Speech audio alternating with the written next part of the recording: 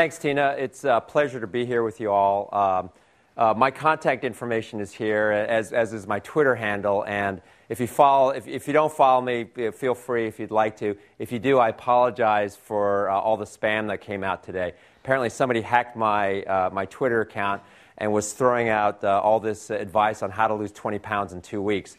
And I actually didn't realize how many friends I had because I had a whole mailbox full of direct messages earlier on Twitter. And people were asking all about all these nutrients and things. And the next thing you know, I guess it's nice to hear from your friends, but I wish it hadn't been about losing 20 pounds in 2 weeks. But if you're interested, I'll pass those on to you.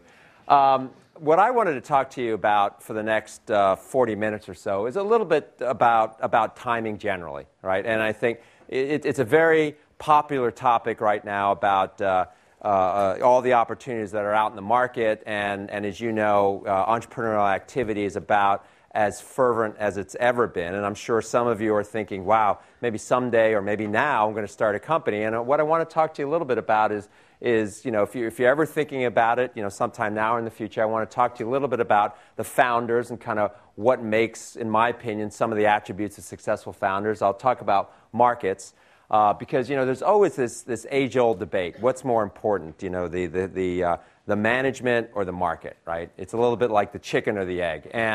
And it's, at the end of the day, every argument in history will come down to what's more important. Is it the people or is it the market? And you can make your own decision. I happen to be at the margin kind of a markets person, but I'll tell you a little bit more about that and attributes of an attractive market. I'll talk a little bit about growing a company and financing a company in case you're thinking of starting something and want to get it financed.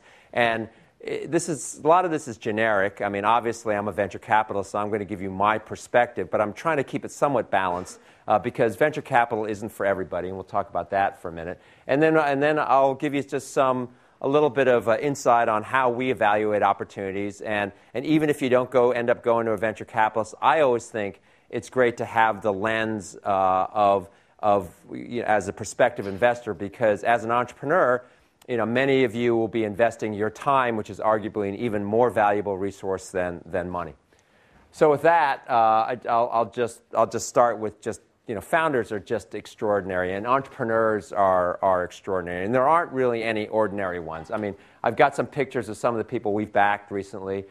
Dave Morin, who's the CEO of Path. Before he started Path, he was a kind of co-creator of Facebook Connect and the Facebook platform. Before that, he had been at Apple, where he had gone right out of school, from Boulder. Then you have Kevin here from Stripe. He was at age 16 won the European Science Award, and then ended up going to MIT. Started a company that was trying to build tools for making eBay a more efficient environment. Ended up selling that pretty much within a year after starting it. They always talk about how he became kind of a millionaire kind of overnight at age 18 or 19, and then ended up, when he sold the company, stayed there for a couple years, and dropped out of MIT, and then ended up starting Stripe in 2010, which is a way to payment enable kind of any website, and they're going through some pretty substantial growth. You have Katerina Fake next to him, and she finished Vassar and went to join The Well, which is one of the first online communities in 1985. Went and started Flickr. Flickr was then sold to Yahoo. And then she started Hunch. Hunch was then sold, and recently we backed her starting something called Findery, which is trying to bring life to locations. If walls could talk, so you could leave notes kind of all over the place. And next to her is a fellow named Christian Jorge, who is running a company called Tidemark right now. Christian has a really compelling personal story. He's a refugee from Romania. When he left, there were armed guards shooting at him as he was swimming across the river. Ended up getting to New York, drove a cab, ended up owning a limo service. He was a computer scientist in Romania. So then he ended up starting a company called Outlooksoft, which did business analytics, was sold to Hyperion for about $400 million. And now he's doing the same thing for business analytics, in the cloud. So, I mean, all these people have very kind of compelling stories as entrepreneurs. And at the end of the day, no entrepreneurs or no founders are kind of ordinary. They all have, very interesting kind of compelling stories. So, as I talk a little bit about founders, and there are a bunch of kind of myths that I just wanted to talk a little bit about. The first is founders first, ideas second, and the notion is, I'm going to decide to start a company, and once I decide to start a company, I'll find an idea, and an idea will just come to me, and that's how I'm going to start the company. And my point of view is that entrepreneurs really aren't created; they're compelled. And the best entrepreneurs are the ones that they come up with this idea and they think, this idea is going to change the world. And if I don't do it, I don't know who else is going to do it. And I think the world would be a better place by starting it. So I don't believe that it's founder first, idea second. I really think it's idea first, and the idea compels the founder. And that you have to have a passion for it. You can't just decide, well, I'm going to start a company because it's in my I'm planning my career, now is the right time for me to start a company, or I see a lot of other people starting companies, so I should go start a company. You have to be passionate about it, and it's got to drive you and compel you to start a company. The second common myth is, well, it's either now or never. Now's the time, and everybody else is doing it, I should do it. And whether or not I'm ready, you're never really ready, I should go do it. I really believe that the best entrepreneurs, and I'll tell you some more stories about some of the entrepreneurs as we go along, or happy to do so, they build a foundation, right? And they learn and make mistakes on someone else's nickel. They figure out, for instance, you learn how to manage engineering products. You learn how to spec projects. You learn how to manage people. You learn how to do cost-benefit analyses. You learn how to scope markets and what's a big market, what's a little market. You learn to hire and fire people, right? And the ability to do that on someone else's nickel, and in some ways, make mistake on someone else's nickel is really an incredible luxury. And it's also an opportunity to expand your network. The best way to start a company, I think, is to bring people that are really incredible people that you can rely on and you can trust, and you may not want to take a lot of risk on those people. So to the extent that you know them and you've worked with them, or you know other people who know them, is really important. So it isn't always now or never. The third common myth is that homework is for losers. The point of view would be, well, you never know everything. I'm just going to go with my gut, and I kind of feel as if I'm ready, and I'm just going to go do this, even though I haven't really done any homework. And I really disagree with that. Certainly you can't know everything. When you're starting a new company, especially one where you're doing something that no one ever has been able to do before. People will say, well, how do I do market analysis on a market that doesn't really exist? Well, in my opinion, when you're going and starting and you're putting your energy in starting a company, you're really making a pretty significant investment. Just as if when we invest in a company, we're making a very significant investment. And you owe it to yourself to do your homework. You owe it to yourself to go find out, what is the competition doing?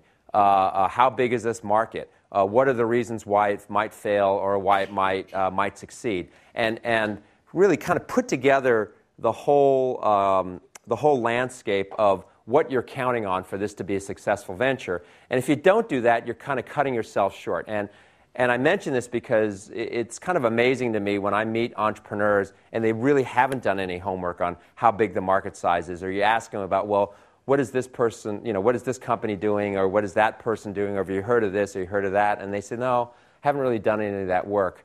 It really is not the right way to go about doing this, because you are making an investment, and you're making an investment in the most valuable thing you have, which is your time, your energy, and your reputation, and you owe it to yourself to do some homework. That isn't to say that you need to know everything and all your information needs to be perfect. You just need to kind of know what you're betting on in order to do that. And the last one is, boy, nothing like this has been tried before. And my opinion is that almost every business model has been tried. It may not have been tried in exactly that business and that incarnation, but if you can squint and you can think about, well, what happened, so for instance, on Monday at our partners meeting, we were talking about subscription commerce, right? And one of the big things, popular things today is these are subscription commerce sites where you sign up for a monthly subscription to some either product or service or what have you, and it just comes. And people will say, well, is this model working? They'll go, well, you never know. It hasn't really been tried before. Well, you go all the way back to the early 70s, and there was this thing called Columbia House, records and tape, where every month they'd send you 3 new albums, and unless you canceled, it would the album would come. Or you think about, just on an analogy, AOL. It's a monthly subscription service that if you didn't cancel, your credit card would just be renewed. And the fact that, my belief is that almost every model has been tried. It may not have been exactly tried in that industry. It may be, in different industries in different periods of time, but they're very instructive as to, how corporations view it or how consumers view it and how behavior kind of works. And I always encourage entrepreneurs, and I always ask them, well, what's the analogy for this business? What is it most like? Is it like, is it like how Cisco did it, or is it like how Federal Express did it, or is it like, if it's even restaurant analogies, whatever. I always look for analogies, and I think it's really a myth that nothing like this has ever been tried before. So if you take a step from there, and I just want to share with you some attributes of what I think great entrepreneurs do. In my experience, and I talked about this a minute ago, entrepreneurs have a driving passion to change the world. And, what I don't, lots of times when I will go and think about investing in a company, one of the things I really like to do is understand why an entrepreneur wants to start the company, what's driving them to succeed.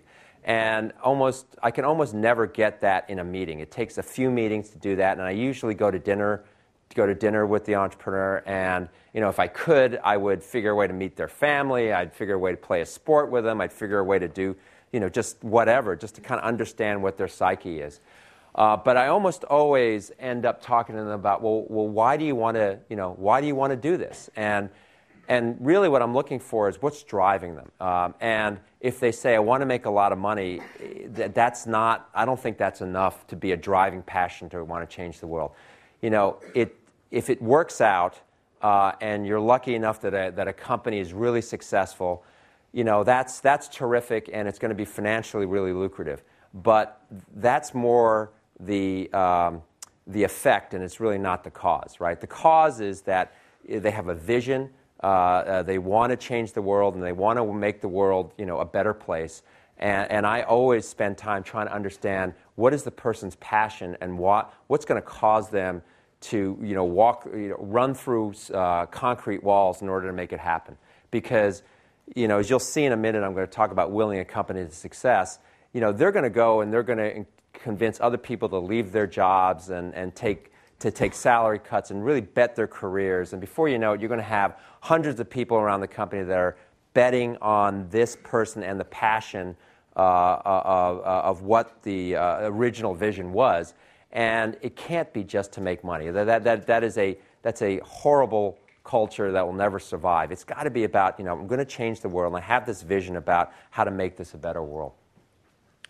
The second the second attribute of winning entrepreneurs, I think, is the ability to see chaos, see patterns where other people see chaos. I talk a lot about this, about pattern recognition. I get people coming in, and they'll say, oh, I see this trunk, and it's really interesting. This is going to be the best trunk in the world. And someone else comes in and says, well, there's going to be a foot, and I know how we're going to make the best foot there is in the world. Someone else comes in and says, well, I got a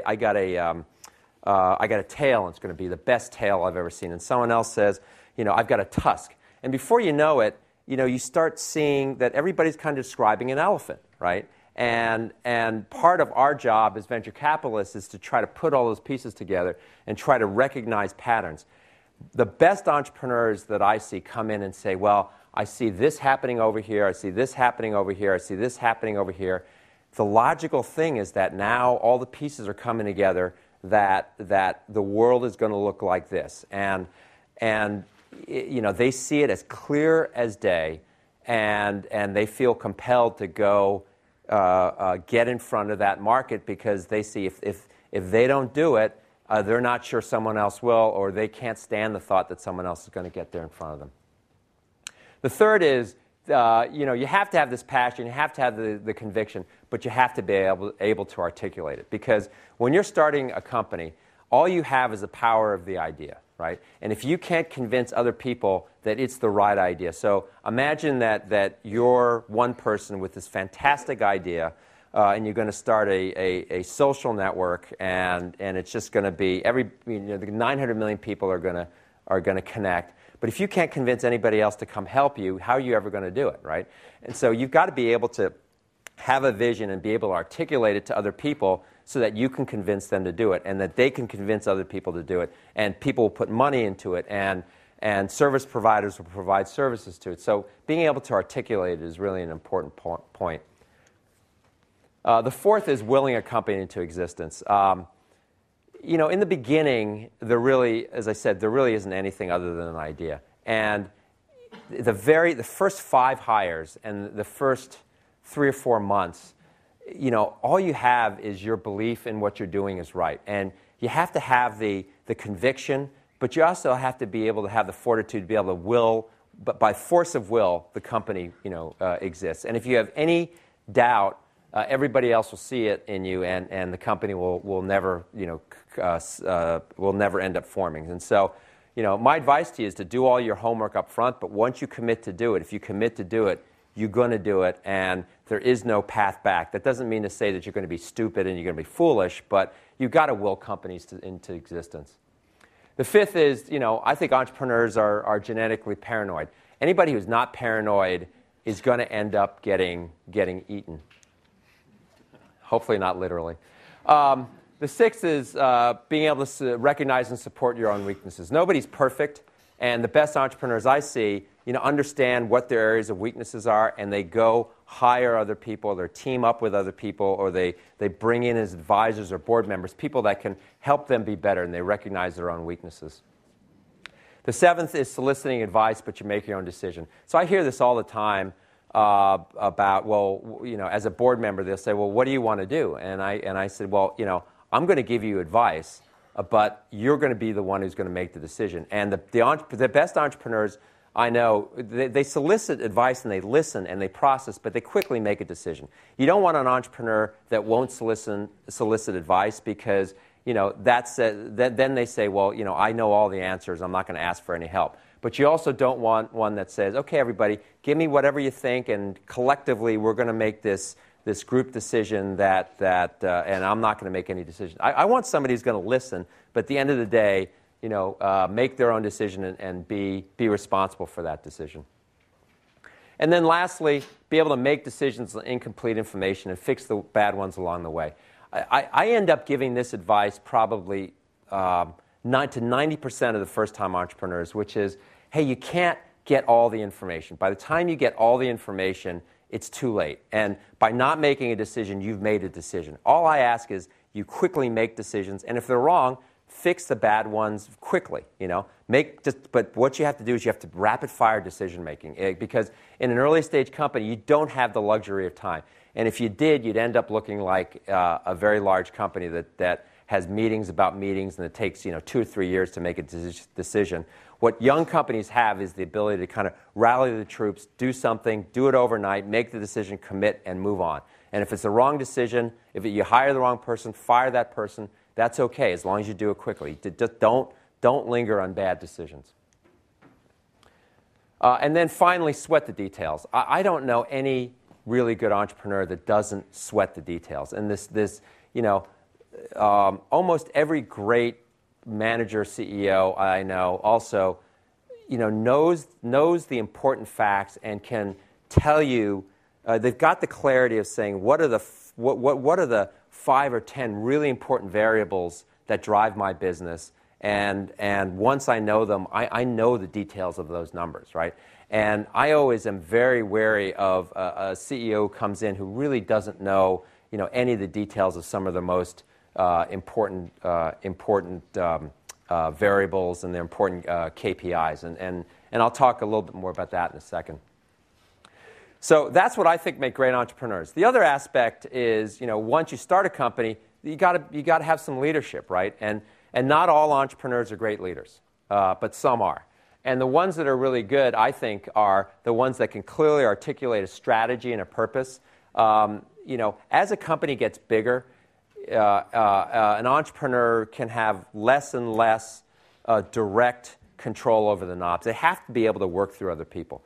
And as you start developing a larger organization, you may have either business units or you might have functional units. And you're going to have your hands less and less on the operations. So what you have to do is you have to create a culture where everybody understands what the big purposes of the main missions and the strategy of the company, and why what they're doing is important to achieving that success. So you have to be able to clearly articulate a strategy and a purpose. I think great leaders lead by example. You can't say, okay, everybody, we're going to go work really hard, and I'm going to go take a 3-hour lunch and go take a swim by the pool. Unfortunately, it doesn't work that way. Leadership happens by example. The third is that they recognize that they win because the team wins. Lots of times you'll see, entrepreneurs and leaders many of them have very big egos. And the ones that succeed best are the ones that recognize that for me to succeed, the team has to succeed. And you have to be able to share responsibility and share successes, because if you can't share responsibility and share successes, you can't share failures and you can't pin bad outcomes on people, right? You have to be able to understand that you got to win, and you win as a team, and you have to be productive as a team. The fourth is that they never give up. You see this all the time in entrepreneurs' offices. You'll see the signs that say never, never, ever, ever, ever, ever give up, right? And that's, one of the things that I admire most about entrepreneurs is that they'll come up to a stone wall, and they'll sit there and they'll try to bang through the wall. And, some people would walk away, and they'll go think about it overnight, and next thing you know, they walk around the wall, right?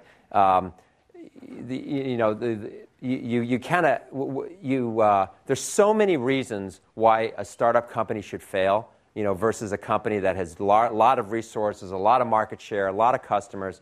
And the reason they succeed is because somebody has the nugget of an idea and a passion to make it work. They have the people who are dedicated, and they adjust along the way, right? In my 27 years in the venture business, I've never seen a business plan that we initially funded on the first round actually get executed exactly the way that it was supposed to be, right? Almost everybody changes path along the way, and they do mid-course corrections, and it's really important. And then the last is hiring up. Every great leader you'll see will always try to raise the average with the next hire, and we'll talk about that in a second. So I just thought I'd just share with you a couple of great entrepreneurs. The first is John McFarlane at Sonos, and John was at Sun. He ended up starting this company called Software.com. He sold it to Phone.com, and then he started this company called Sonos, which many of you may know is they view their mission statement as filling every room in the house with music, and they want to be able to play every song in the world and stream it to every room in the world and have people rediscover the joy of music. Right? And they do this with a set of wireless speakers and bridges, and they connect to music services. But what John does really, really well is he's incredibly committed to the vision, and he was willing to do kind of whatever it takes to fulfill a customer value proposition, which is he wants to fill every house in the world with beautiful music, and he wants everybody to enjoy it.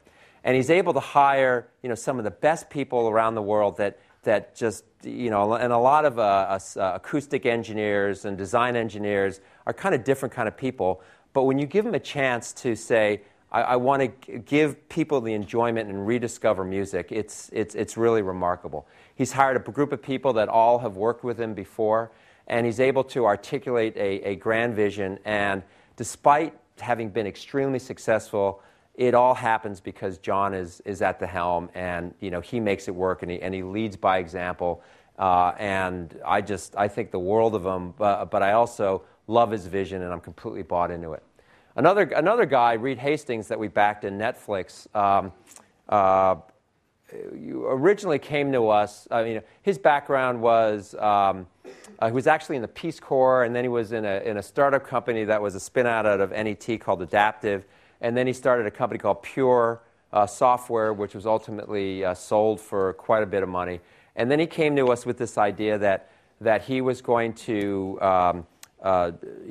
have mail order service for DVD rentals. And we said, God, isn't that crazy? Why wouldn't people just go to Blockbuster and rent a DVD?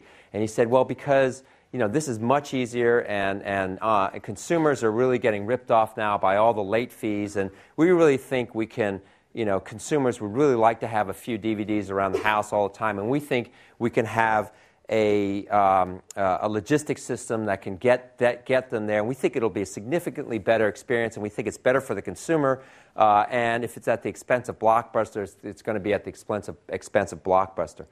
And a lot of us thought it was kind of crazy, but every time we pushed on him on, well, what about this? Why won't work because of this model? He had thought about it, and he showed us the 9 reasons why it would work, and he'd tell us all the people he talked to. And then we'd say, well, this won't work here because the Postal Service is going to take too long. He goes, no, I thought about this, and here are the things to do about this. Well, and then the studios aren't going to give you, the DVDs in the appropriate windows. Well, yeah, we've talked to them, and here all. And this guy was so compelling that despite the fact that we thought it was kind of crazy, we just felt that this was kind of a guy that we had to invest in. And Netflix has turned out to be a pretty good company. And even today, Reed is probably recognized as one of the more models of entrepreneurial leadership. And if he talks about something called freedom and responsibilities that you might want to just look up. There's a slide deck you can look up on the internet that's pretty widely distributed. And what he talks about is, in a large organization, he wants to give everybody the freedom to do what they think is the right thing to do for the company, and he wants to give them the responsibility so that they feel as if they have to own up to it, for both the good results and the bad results. And Netflix is a remarkably effective company where everybody kind of knows what where they're trying to go. They all know what their role is in trying to make that happen. And he's a remarkable leader. And there's a story that I just heard recently, which I thought was interesting, where he talks about this freedoms and responsibilities thing.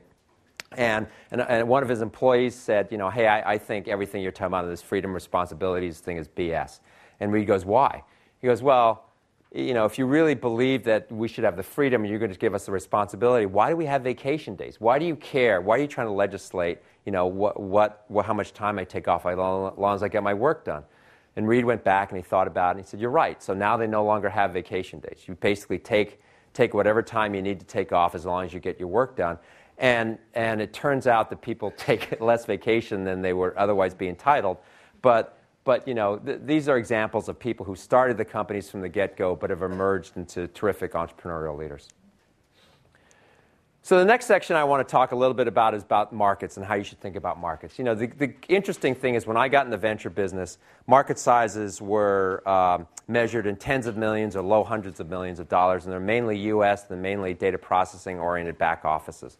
Today, they're worldwide, and they're measured of tens of billions or hundreds of billions of dollars, and it's really kind of a remarkable transition. For instance, there are 5.8 billion mobile devices out in the world. That's more than people who have electricity or clean water. So, it's kind of, you live in a really great time. And so one of the things is trying to find the right market at the right time. And I thought I'd just tell you, a few stories of companies that I'm involved with.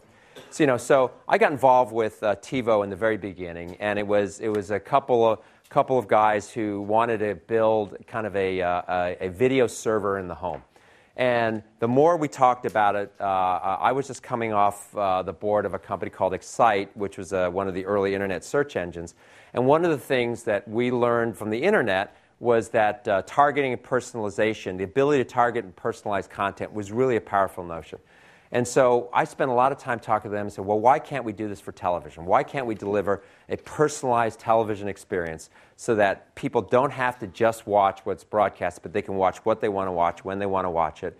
And then they came up with, how are we going to do it? And lo and behold, we had to start with a set-top box, but more importantly, we started with a user experience, and TiVo was kind of born. And it was born at a time when I think the internet started training people that, hey, personalization is really important, and that television was kind of ripe for innovation.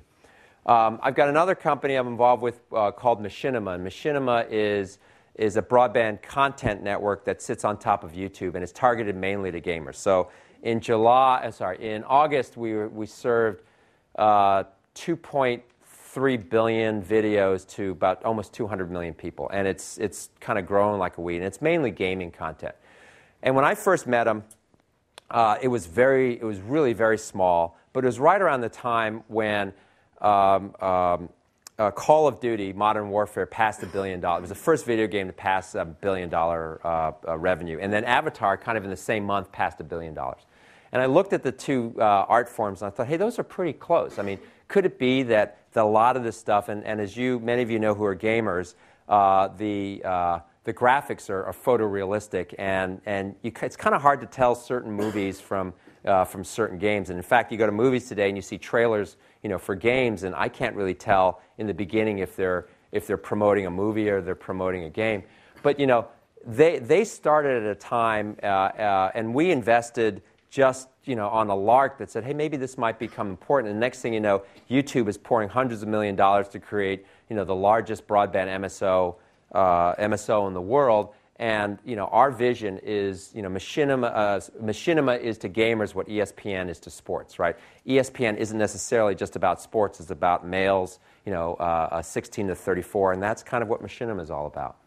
Bluefin is a spin out of MIT Media Labs, and some of the statistics on people who watch television is about 70% of all tablet users have their tablet, and about 68% of people who have a smartphone have their second screen sitting in front of them. And people are tweeting away, or they're surfing or whatever. So Bluefin's idea was, hey, could we take all these information about what people are posting on Twitter and on Facebook, and they're writing on blogs, and could we somehow correlate that to a full TV feed? And if we could parse the TV stream into discrete events, and we could somehow associate social response to what was happening, on television, wouldn't that be kind of cool in building the world's largest real-time focus group on the fly? Right now, what happens is, a TV show will come on, and they'll do a focus group testing, and about 3 weeks later, they'll do unaided response rates, and 3 weeks later, they'll be able to tell you, do people like it, would they not like it?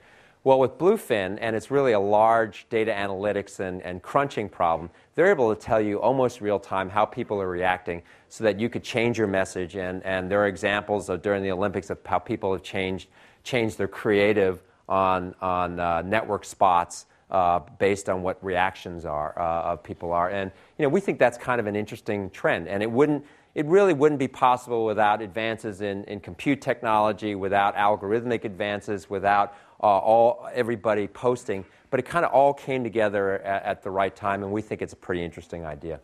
And the last one is Electric Imp, which is founded by one of the Apple iPhone engineers and some of the Google software engineers, and the notion is they want to create an Internet of Things, right? And their whole pitch is now it's gotten to the point where people really are wearable technology, home technologies. I'm sure you've all heard of Nest, which is the thermostat you can control over the internet. Well, what if you control everything in your home over the internet? Wouldn't that be kind of cool? What if it were lights and door locks and temperature stuff and water and sprinklers? And what if you could put it on your dog to know where your dog was? And what if you could do it on your elderly grandmother just to make sure she's safe or what have you.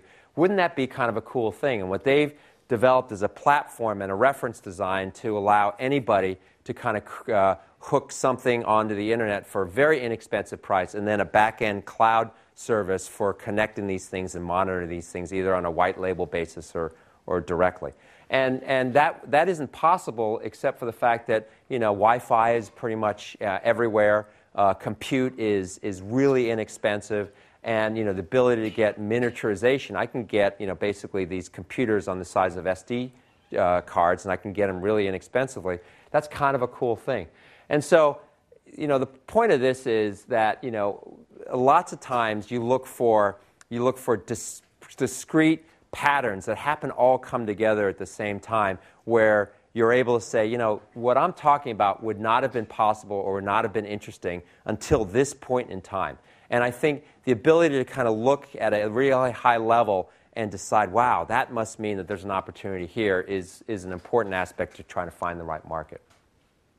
So one of the questions I get asked a lot is, well, what defines an attractive market? Well, I think the most attractive one is the ability to do something that can't otherwise be done, right? So without what I do, then there would be no market. And the ability to kind of create a market is really interesting.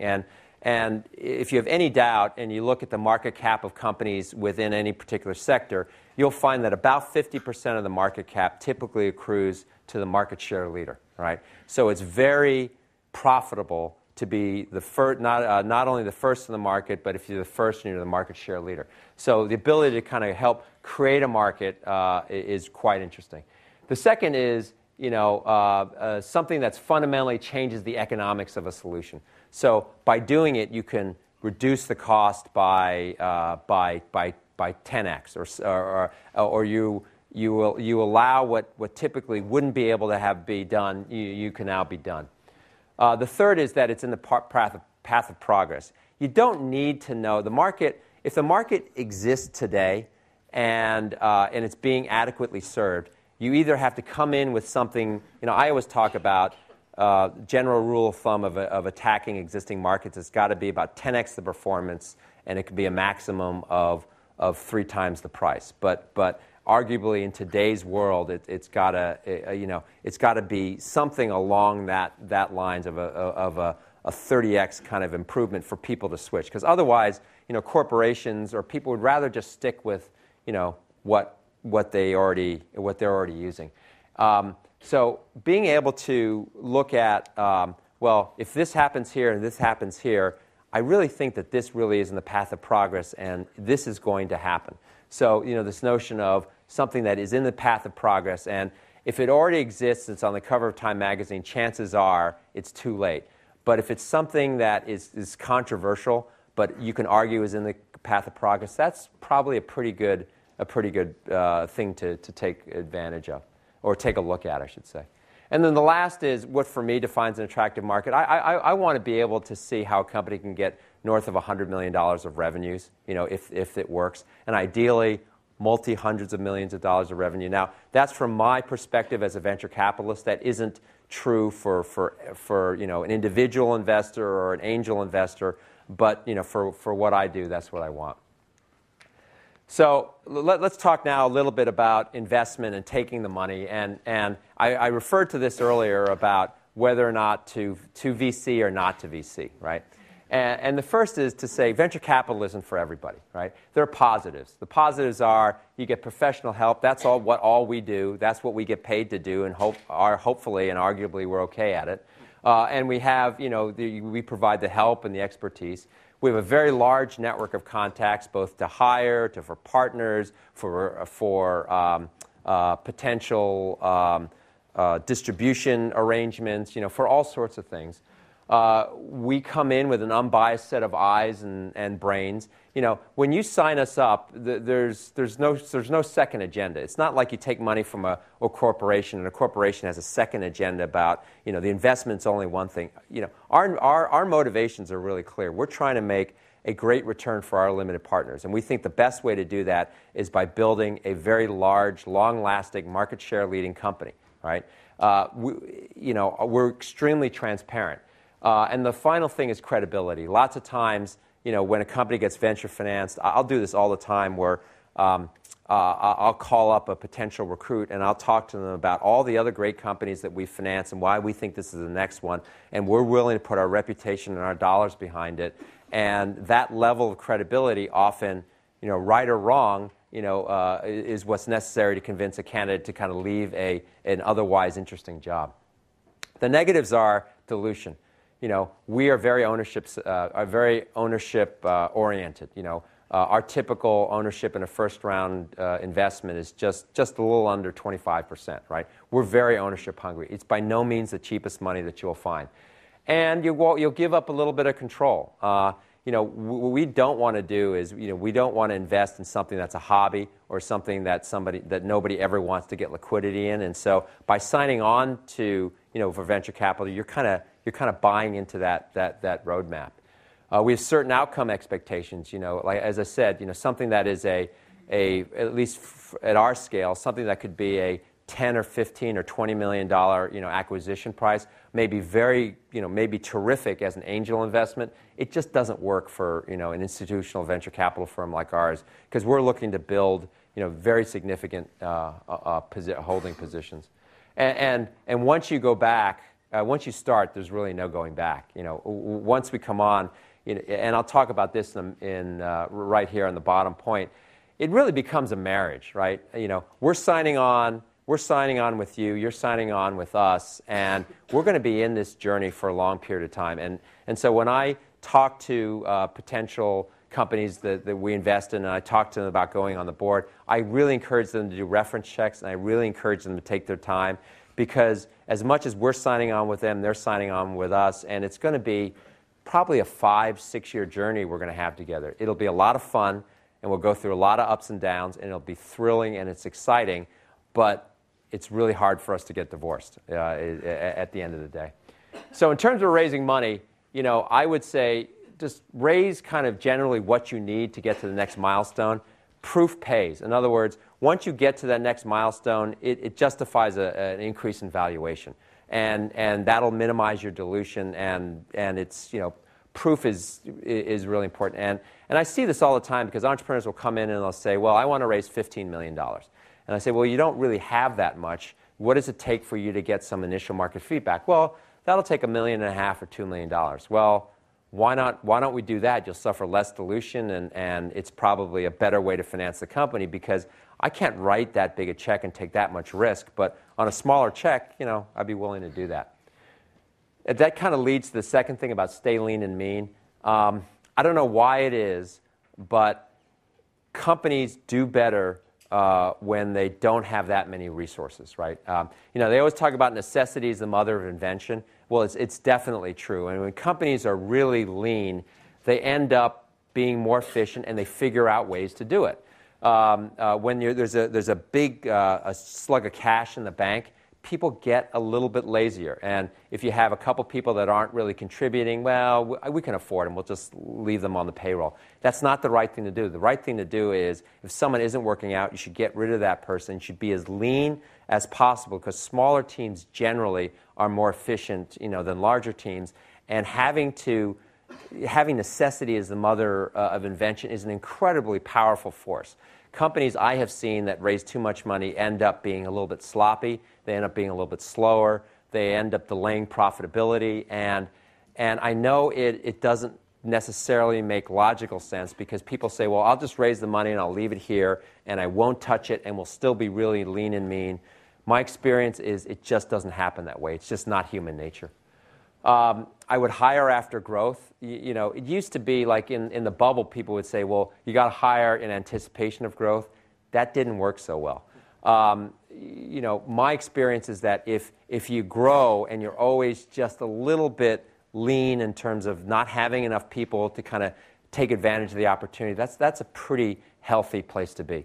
It's a little bit like having a lab. You want to be just a little bit on the lean side.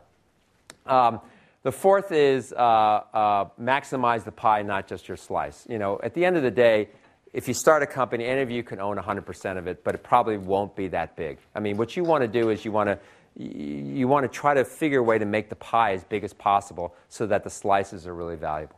And then we talked about choosing your investor as a true business partner. So I'll talk a little bit for a minute about common misconceptions. The first is that the customers are always right. That's kind of true, but not always. My experience is that customers don't have any vision. They only have about a 6 to 12 month horizon. And lots of times when you're talking to them about something that's never been done, they can't really conceptualize what it is until they see it. There are very few people. One of the reasons entrepreneurs are so great and they're so cool and they're so much fun to hang out with is because they're able to see much farther out, and they see order where other people see chaos. Most other people, and that means almost every customer, they only see 6 months or 12 months ahead. They don't see kind of the bigger vision. And so lots of times people make the mistake of kind of listening to customers. That doesn't mean you shouldn't solicit the input of customers. You should. But you should also recognize the customers aren't always right. Second is hiring experience over talent. I see people that will say, well, we should hire this person because that person's done that job before. And I would much rather hire an up-and-coming A than a proven B, right? And lots of times people will go for proven Bs because they've had the checkbox on their resume. And obviously, you'd rather have a proven A. Everybody would rather have a proven A. But if it were up to me, I always bet on young talent. I always hire unproven As in favor of proven Bs. I hear this a lot. VCs will sell the company from under me. That's just really, I've never had that happen. In almost every occasion where we have ended up selling the company, I find myself constantly in the position of encouraging the team to kind of go for it and let's see what we can make at it. And I would say that when they're first-time entrepreneurs and they get a meaningful amount of money and the ability to kind of take something off the table, they almost always take it. And they'll always say to me, and the conversation will go something like, hey, listen, you don't get that many swings in the major league. You're at bat, you're in the majors. Let's take a shot and see how big we can make it. And if it doesn't work out, then we can always go back. And they'll say, well, I understand, but you have a portfolio of companies, and you've done it before. This is my only bet. This is my first bet, and this is landscape changing and life changing for me. And I think I owe it to myself, my family, and all the employees to do that. And I usually say, listen, I support you 100%. I'm just telling you what my position is. Because at the end of the day, if you, Mr. or Ms. Entrepreneur, want to sell the company, I'm not going to stand in your way. I'm going to force them to work when they don't want to do it. I mean, that doesn't really make any sense. But that's a common fallacy. The fourth is I hear this a lot from Y Combinator classes. VCs want to kick out the founders the first chance they get. That doesn't really make sense either. I mean, when I'm investing in a company where there are 3 people, why would I want to give them the money to build a company and then proceed to want to kick them out? I mean, it doesn't make any logical sense. My objective is for them to succeed, and if they succeed, then I really succeed.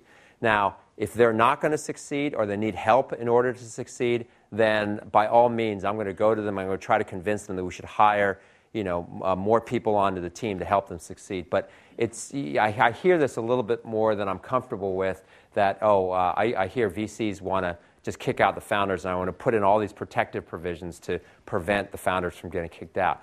I have no interest in seeing any of them leave unless they're not helping the cause and causing the company to succeed. And then lastly, good CEOs do what the board wants. I think I mentioned this earlier. Good CEOs do what they think, they lead the company, and they make their own independent decisions. And I think when a board makes decisions, it's time for a new CEO. So that's just not the case. So the final section, and I'm going to try to wrap this up really quickly, is talk about what I'm looking for. What I'm looking for are landscape-changing ideas. I'm looking for ginormous markets. I'm looking for people who want to change the world, and I don't need a full team when we invest. I just need everybody who's on the team to be really good. I just need a nucleus of excellence. And I'm looking for things that can be great businesses. And so I get asked a lot, well, what do you do for due diligence? There are 4 things. One, I look at the value proposition. So how compelling is the product or service? And I'll do that by doing some customer checks or by anecdotal consumer checks. I'll look at markets. I'll look at rough market size estimations. I'll do a lot of back of the envelope. I'll try to see what are analogous type services or what are analogous type products, and how do I figure out kind of how many customers there are, what their market adoption rate is going to be, and how much they'll pay. And I look for analogies all over the place that lead me to give me some level of comfort as to how big the market size is. And it doesn't need to be exact. I think markets come in 3 sizes: small, little, and large. I'm sorry, small, medium, and large. And I'm looking for large markets. But I need to know about how big the market is, and if it's big enough, that's really what I'm looking for. And I always look at analogies. In terms of evaluating people, I always look, I think I mentioned this, I look at what motivates him or her. If the person is very young and they haven't had a lot of experience, I look for some patterns of excellence. And if there's a lot of patterns of mediocrity, well, I tend to stay away from that. I always ask, what do you think are your strengths and weaknesses? Because I want somebody who's really self-aware. And of course, I'll call a bunch of other people that are on or off their reference list to hear what other people say. And finally, I want to predict the business model. Not all businesses today have a business model, but I want to at least have a thesis on what one could be.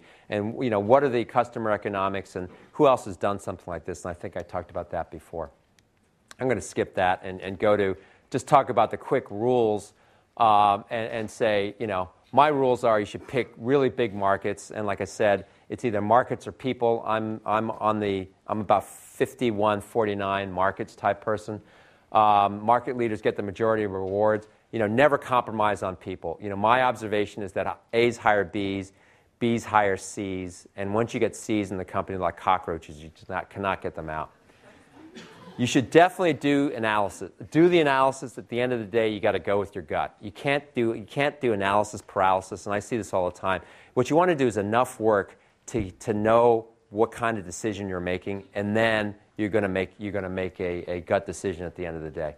And lastly, be flexible. There's more than one path to success. So I'm going to finish with 5 pieces of advice for those prospective entrepreneurs in the audience. One is to think huge. It doesn't make any sense to go after little markets. Your time is too valuable. The second is once you decide to go, you should go and move very quickly. Get more help than you think you need. You can. I know I said, hire after growth, but getting help in over-horsepowering is typically you want a lot of expertise, in a startup company because it's hard. Don't focus on dilution, focus on outcome. I think I talked about that. And lastly, learn from others who've come before you. So with that, I apologize for having gone through this all so rapid fire. I'm happy to take any questions in the remaining 7 minutes.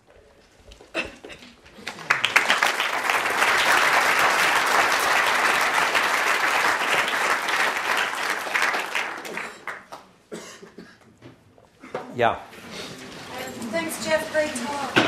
Very insightful. What's your preferred source of deal flow? We've got a project. Think it fits. How should we best approach it? The best way, the best entree into any venture capitalist is through a referral. Ideally. And if there isn't, then you just feel free to email anybody in the firm, and everything will get looked at. Right. Obviously, the way, the Valley is a pretty small place, and, all of us take source of referral as a very, more seriously, the better the source of referral, the more seriously somebody will take it, but we look at everything. Yeah. Thanks, Geoff. It's an inspirational talk. You mentioned boiling the ocean. Yes. I was wondering, in terms of market segment, what do you think is going to be the largest ocean going forward from your point of view? Okay, so the question is, what's the largest, boiling the ocean, what's the largest segment of the ocean that's attractive? And I kind of, there was a slide in here, I was going to talk a little bit about what our core investment themes are, but generically speaking, platforms is a really interesting place to be, both new platforms. Every time, everyone says there's no more platforms, right? And just like I remember when Google was dominating search, everybody said there's nothing going to be, that's going to be it. Every internet search is going to be dominated by a search bar. And then all of a sudden MySpace comes along, and then Facebook comes along, and then Twitter comes along, and so forth. And people say nothing will ever dominate the operating system world because Windows has everything, and then all of a sudden Android and iOS come along. So I still think that there is opportunity for new platforms as mobile, the world goes mobile, and mobile devices really become the compute platform, and having so much power in people's hands is really remarkable. Then you also have applications on top of existing platforms. You can plug into over 3 billion users by connecting to Facebook, YouTube, iOS, Android, LinkedIn, Xbox. I think next generation entertainment is a space that I'm spending a lot of time on. People are viewing entertainment in all sorts of different places, on all sorts of different pieces of glass, and they have right now finding content is really difficult. You have to enter credentials in all over the place. It's really hard to content is more tied to a device rather than to a person. And you have all this new content coming up. I mean, I talked about machinima. We're investing in that theme on next generation content networks. Data is huge. I mean, we're spewing so much information out there, and everybody wants to be able to get real-time analysis, to be able to crunch the data and be able to look at it on their mobile phone or on their tablet. And then lastly, enterprise cloud and mobile, everything that's happening in the consumer internet is moving to the enterprise, and I think that's going to happen over the next 10 years. So those are our 4 themes. Yeah. Do you have any advice or examples on when to pivot, how to pivot, and how to just let go when you have your baby? So the question is, do we have any advice on when to pivot, how to pivot, and when you let go of your baby? And pivot is one of the most popular words out there today, and it basically means something isn't working, but you have some resources, or you have a team, and you want to apply that to a new area. It's kind of hard to say because you rarely ever get things right on the first shot. But what you're looking for is some validation that what you're doing, has some traction, and then you're not pushing a rock up a hill. And so it's a really hard question to answer, kind of in the generic, but you kind of know it when you feel it. If something starts working, you get a pretty good sense that it's working. But if it's been out there for a while and you're not getting, let's say it's a consumer thing, you're not getting any real engagement, and things are just trailing off, and you've tried a whole bunch of different hooks to try to get people to use whatever you're trying to do, then that's probably a pretty good sign. I'd say you kind of know it when you see it, and you shouldn't give up, but you shouldn't bang your head against the wall forever either. Yeah. Excuse me. I just want to know that what kind of skill set do you think is more important for an entrepreneur?